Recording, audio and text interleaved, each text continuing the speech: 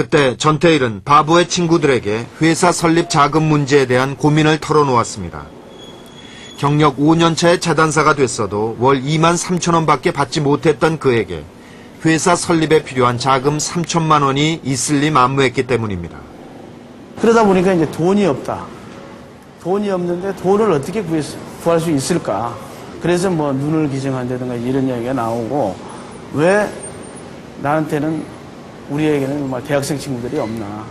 대학생 친구가 있으면 그 부모를 찾아가서 이야기를 해서라도 뭐 어떤 눈을 어디다 기증을 하든 뭐를 하든 친구 그 부모한테 이야기를 해서 그런 걸 좀 얻어내는 이런 연구도 하고 항상 여러 가지 말을 해요. 그에게 모범업체 설립은 너무나 절실한 소망이었습니다. 자금을 구할 수만 있다면 한쪽 눈이라도 내놓겠다고 할 정도로 절박했습니다.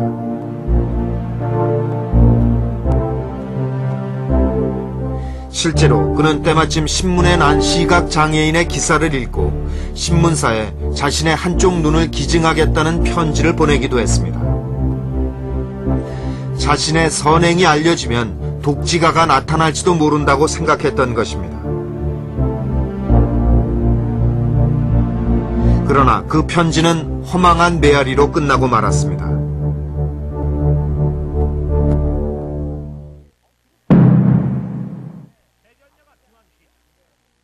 전태일 씨가 있으니까 그 사람이 이제 모든 노동조합이 얘기 뭐 이런 거 아니까 이거 내게 피해 나오지 않을까. 그때 당시에는 무슨 오늘 쓰다가 너 그만둬라 하면 그만이에요. 그럴 때니까 뭐 전태일 씨는 내보냈고 또 전태일 씨가 다른 데 가서 또 있으면 또 그러니까 그게 이제 몇 달 가다가 보니까 그 이제 전태일 씨는 이런 사람이다 하는 거 이제 소문 났지요. 69년 가을 그는 평화시장에서 일자리를 구할 수 없게 됐습니다.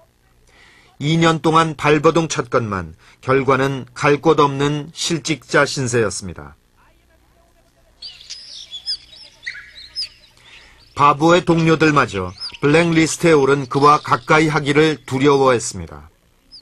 그는 절망했고 고독했습니다. 1970년 4월 그는 모든 것을 정리하는 마음으로 삼각산 수도원 공사 현장에서 막노동을 시작합니다. 그리고 8월 그는 그 자신이 말한 완전에 가까운 결단을 내립니다.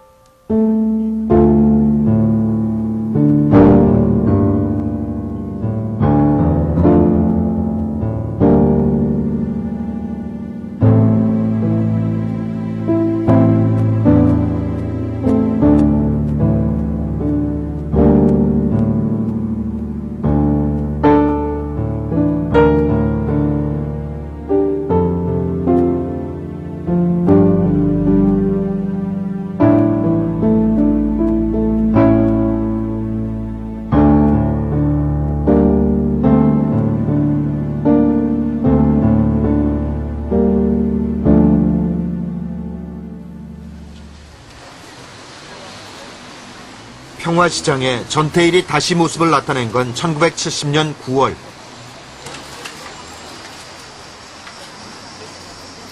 그에겐 이미 죽음을 각오한 투쟁만이 남아있을 뿐이었습니다.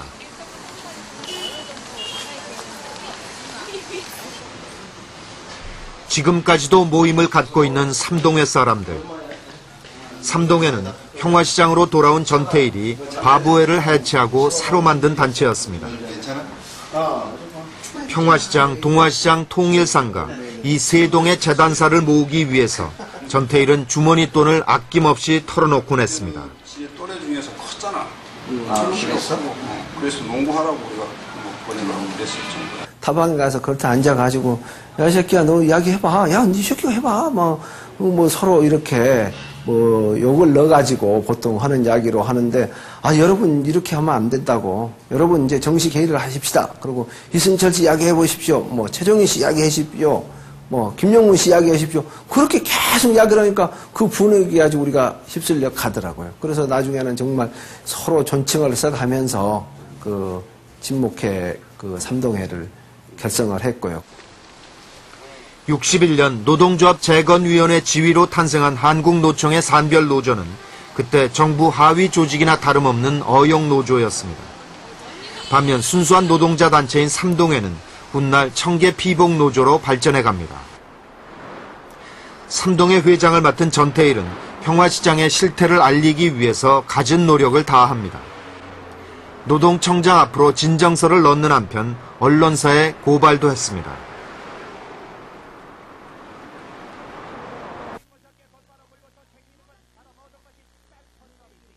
그러자 70년 10월 7일 경향신문에 평화시장의 참상을 고발하는 기사가 사회면 머릿기사로 실리는 기적이 일어났습니다.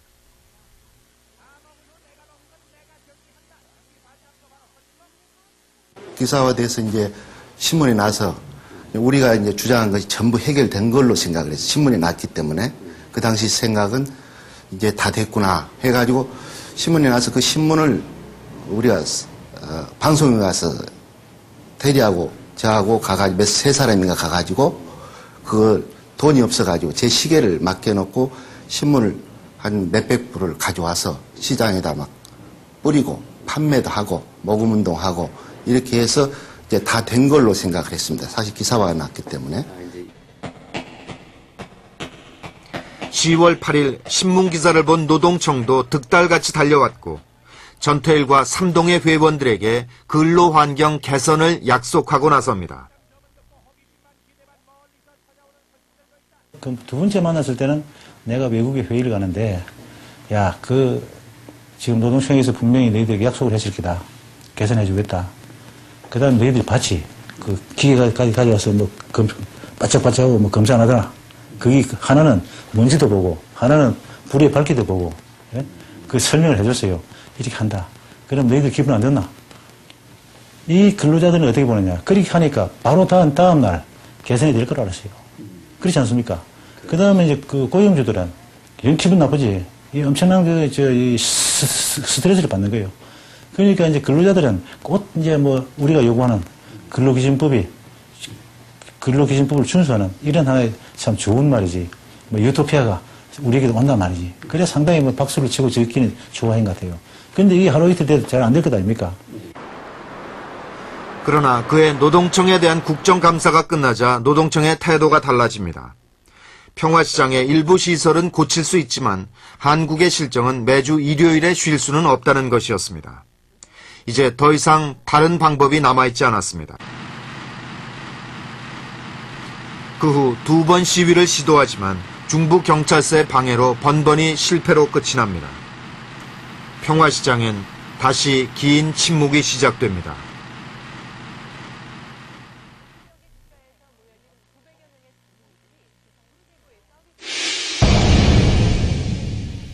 근데 네 오늘 어디 간다? 옷을 그렇게 차려입고 머리도 깎고 바바리도 입고 이상하다 이런 말도 하고 그러니까 내가 너무 기분이 안 좋다 그러니까 엄마는 내가 무슨 말을 한번 하면 기분이 안 좋다고 그런 생각을 하시지 말라고 그랬지. 아들이 엄마한테 어떻게 하겠는가고 그러면서 아주 말꼬리를 돌리는데 내가 그대로 넘어가는 거예요. 그러면서 지가 걸어놨는 논문도 이렇게 열어갖고 지옥 걸어놨는 걸 하나하나 세갖고 이렇게 창 밀어놓고 또 그 물건 또 생애 가장 찬란한 희망인 줄 알았으나 그저 허망한 신기루였던 근로